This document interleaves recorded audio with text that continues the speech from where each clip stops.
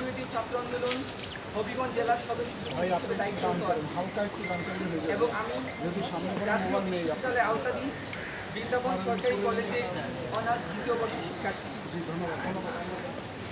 আজ আমি এখানে আপনাদের সামনে হাজির হয়েছি সাম্প্রতিক সময়ে আমার জীবনকে দুর্বিষহ করে তোলা একটি ঘটনার বিষয়ে আপনাদের মাধ্যমে গোটা দেশবাসীকে অবগত করার জন্য।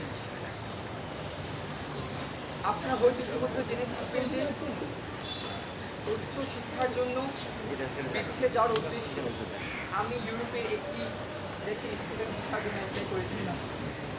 ওই দেশের ভিসা অফিস বাংলাদেশে না থাকায় আমাকে ভারতের রাজধানী দিল্লিতে গিয়ে ইউরোপের ওই দেশের ভিসার আবেদনপত্র জমা দিতে হয়েছিল। এই উপলক্ষে আমি গত ফেব্রুয়ারি মাসে 16 ফেব্রুয়ারি তারিখে আমি ভারতের দিল্লিতে যাই।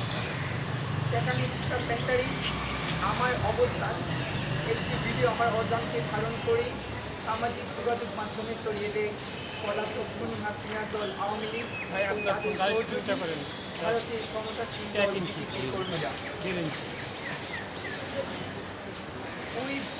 ওই ভিডিও আমার ব্যক্তিগত তথ্যাদি এবং তার সাথে অসংখ্য ভুয়া তথ্য ছড়িয়ে ভারতের দিল্লিতে আমার জীবনের প্রতিবন্ধী তৈরি হলে বাংলাদেশের দূতাবাসের বিশেষ সহযোগিতায় আমি ভিসার আবেদন সম্পূর্ণ না করে দেশে ফিরে আসি।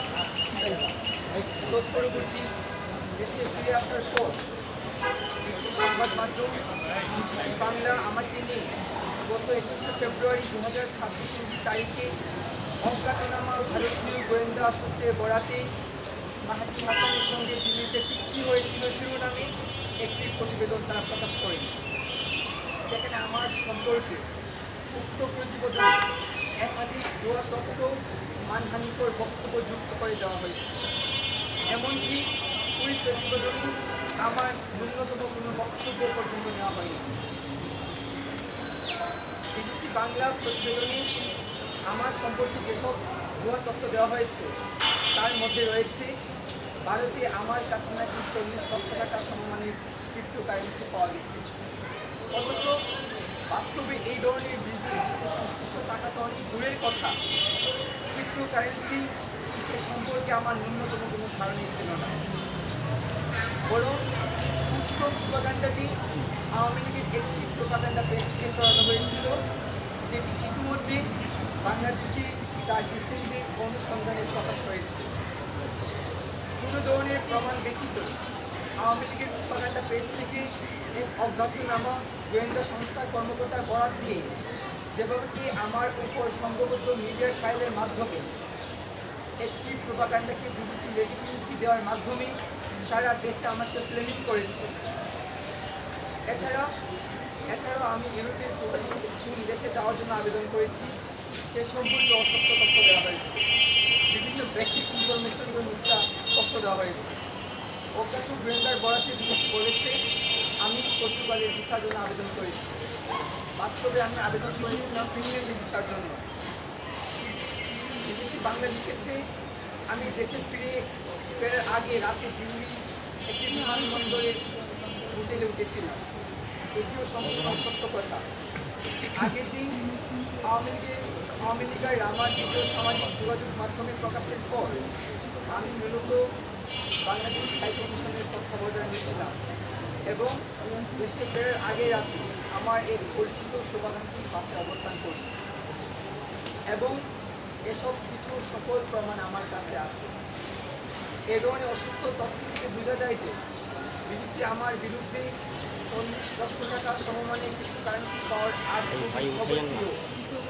ধরনের প্রমাণ ছাড়াই ঘোষণা করেছে। সম্মানিত সাংবাদিকবৃন্দ,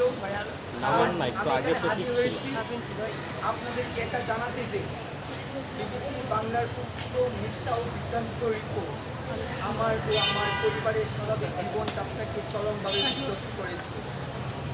এই মিথ্যা প্রচারের ফলে আমার বাবা থেকে শুরু করে আমার পরিবার প্রফেশনালি পারিবারিকভাবে বিভিন্নভাবে ভুক্তভোগী হয়েছে এবং পরবর্তী সময়ে আমার ব্যক্তিগত ফোন নাম্বারে আজ অবধি অনবরত অজস্র হত্যা হুমকি দেওয়া হচ্ছে। তার ফলে আমি আজ জীবনের নিরাপত্তা নিয়ে সংকট করতে বিবিসি রিপোর্টের বরাত দিয়ে আমার বিরুদ্ধে অনবরত বিভিন্ন ধরনের দুর্নীতি অভিযোগ তোলা হচ্ছে সামাজিক যোগাযোগ মাধ্যমে। আমার পরিচিত মহল থেকে শুরু করে আমার পারিবারিক, সামাজিক এবং রাজনৈতিক অঙ্গনে আমার চরমভাবে মানহানি হয়েছে। আমারও আমার পরিবারের